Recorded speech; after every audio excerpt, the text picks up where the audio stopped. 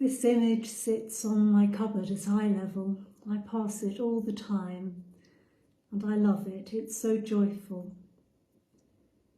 It's quite small, the size of a postcard, so bright and colourful.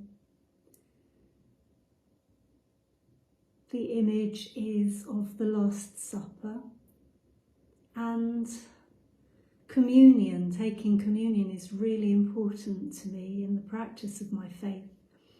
And when I approach the communion table, I feel Jesus welcoming me to this meal. But all the figures in this picture look really happy, and I feel that it is a picture after the resurrection, perhaps in heaven, when the sacrifice and the suffering is over and Jesus has conquered death. And all the mistakes, denials, betrayals that the disciples made have all been forgiven. Everything's been made right, and they're never going to lose Jesus again.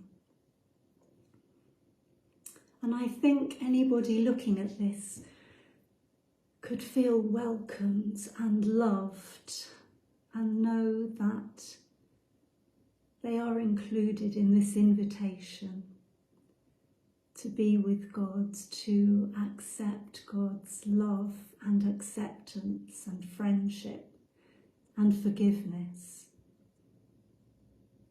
And for me also, this picture gives me hope for eternal life, which is what Jesus achieved and promised for all of us. So when I look at it, I like to think that the people that I have loved and who have died have each received this welcome, that they're safe with God eternally. And I think also when I die, this is my hope for eternal life, to be with Jesus, to be with God eternally.